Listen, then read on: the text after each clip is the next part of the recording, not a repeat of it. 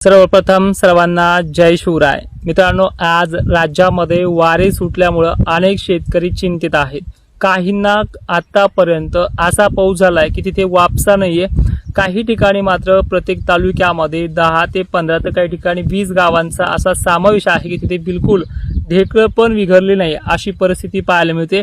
पण एकंदरीत हे 10% भाग सोडले तर महाराष्ट्रामध्ये 90% एवढी मान्सूनच्या पावसाची पडण्याची व्याप्ती ही पूर्ण झालेली आहे। आता आजचा जो 30 जूनचा जो काही प्रभाव आहे हा वारे आणि दुपारपर्यंत जी काही ऊन पाहायला मिळते यामधनं महाराष्ट्रातल्या काही सोडलेल्या भागांना अजूनही चिंता वाटते। पण एक लक्षात घ्या, तुमचाही भाग सुटणार नाही, तुमच्याही पेरण्या सुखरूप होतील।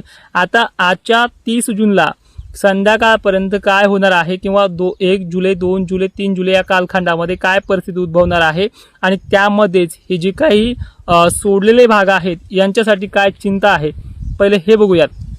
सगळ्यात महत्त्वाचं, राज्यात पुढील 4 दिवस झडी ते चटकाऱ्याचं वातावरण आहे आणि ही झड संततधार पाऊस हा जवळपास 3 तास 4 तास तर काही ठिकाणी 6 तास बरसणार आहे। मग आज जी काही तारीख आहे 30 या तारखेला खान्देश, नाशिक, इकडे सांगलीचा पश्चिमेकडील भाग, कोल्हापूर, पुणे, अहिल्यानगरमध्ये संततधार पावसाला किंवा झडीच्या पावसाला सुरुवात होणार आहे। त्याचबरोबर मध्यरात्रीपर्यंत मराठवाडा आणि विदर्भातही प्रत्येक जिल्ह्यामध्ये जालन्यासह छत्रपती संभाजीनगर, धुळ्यासह सुरुवात होणार आहे झडीच्या पावसाची। ज्यांना वारंवार घेत आलाय, वापसा होऊन दिलं नाही, त्यांना लगातार पुढचे 3 दिवस पुन्हा पेरणीचा चान्सेस नाहीयेत। पण ज्यांना निव्वळ सोडला आहे ते 1 जुलै पासून ते 4 जुलैपर्यंत रोज या संततधारेमध्येच यांच्या जमिनीची जी काही कोरडेपणा आहे तो पूर्णपणे दूर होईल अशी पद्धत येत्या 24 तासामध्ये सुरुवात होते आहे। आज जर लक्षात घेतलं की मोसमी वारे हे चांगल्या पद्धतीनं महाराष्ट्रात बाष्प घेऊन येतील संध्याकाळच्या पिरियडपर्यंत, काही ठिकाणी 4 वाजेपर्यंत। पण ज्यांना निव्वळ सोडला आहे असा बीडचा काही भाग आहे, लातूरमध्येही परिसर आहे, उमरगा आहे, त्याचबरोबर नांदेडमध्येही काही भाग आहेत, पालममध्ये आहेत, परभणीमध्ये सुद्धा आहेत आणि बीड बरोबरच जालन्यामध्ये सुद्धा कुंभारपिंपळगाव सर्कलमध्ये आहेत। त्याचबरोबर भोकरदनचे, हसनाबाद, खडकी वगैरे जे भाग आहेत त्या भागांचे देखील मेसेज येतात, वारंवार कॉल येतात। पण परिस्थिती त्या भागाची जाणून बुजून मान्सून सोडलेली आहे, जवळपास पाऊस पडतोय पण त्या भागांमध्ये त्याचा प्रभाव पडलेला नाहीये। तो आता 1 जुलैच्या संध्याकाळच्या किंवा दुपारच्या पिरियडपासून पडेल। 3 दिवस ते 4 दिवस सूर्यदर्शन दिसणार नाही, त्यामध्ये दिसला तर अर्ध्या 1 घंट्यासाठी फक्त दिसेल। एवढं झडीचं जबरदस्त वातावरण येत्या 24 तासात म्हणजे 1 जुलैपासून ते 4-5 जुलैपर्यंत राहणार आहे।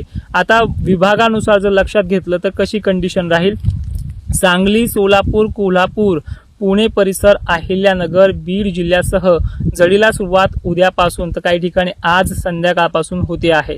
धुळे, नंदुरबार, शहाद्याची तर चिंताच मिटणार आहे, कारण की मोठं लो प्रेशर मुंबई मार्गे गुजरातपर्यंत नाशिकचा जिल्हा कव्हर करून धुळे जळगावपर्यंत प्रभाव टाकते।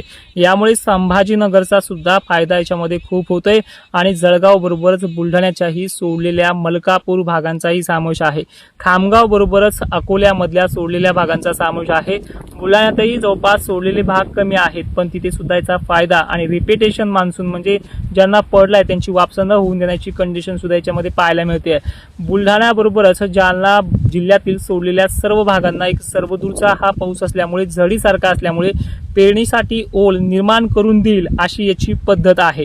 त्याचबरोबर बीड जिल्हा, परभणी, नांदेड, हिंगोली, वसमत, यवतमाळ, वर्धा इथे देखील पावसाचा प्रभाव थोडा मोठा राहील। आणि एकंदरीत सरळ सोप्या शब्दात सांगायचं झालं तर येणाऱ्या 24 तासामध्ये म्हणजे 1 जुलैपासून ते 5-6 जुलैपर्यंत पाऊस हा पुन्हा वाढणार आहे। भलेही नदी नाले ओढे वाहण्याची कंडिशन याच्यामध्ये तुरळक असली तरी पण याच्यामध्ये सरसगट भाग घेण्याची मध्यम का होईना क्षमता चांगली आहे आणि ती 4-5 दिवस लगातार आहे। त्यामुळे बऱ्याच जणांच्या पेरणीचा प्रश्न जो आहे तो सुटलेला भाग हा मिटून जाईल।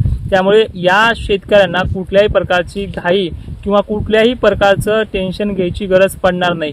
आतापर्यंत 22 जून पासून जो मान्सून सुरू झालाय त्यामध्ये त्याला जवळपास 8 दिवसामध्ये 90% भागात व्याप्ती पूर्ण करायला वेळ मिळाला होता आणि ती पूर्ण देखील केली।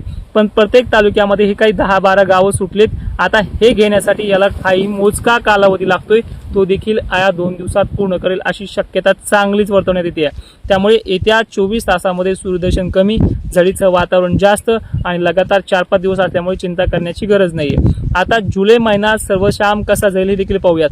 जुलै महिन्यात मी मागे ही पोस्ट दिली की 1 जून महिन्यामध्ये पोस्ट दिली की 1 जुलैपासून ते जवळपास 8 ते 12 जुलैपर्यंत हा पाऊस कायम आहे आणि ह्या महिन्यात मोठा खंड नाहीये। परत 10-12 तारखेनंतर टेम्परेचर वाढून परत मोठ्या पावसाचे संकेत सुद्धा आहेत। त्यामुळे एकंदरीत काळजी करण्याचा विषय नाहीये। मित्रांनो, काय प्रश्न आहेत ते कमेंटमध्ये करा।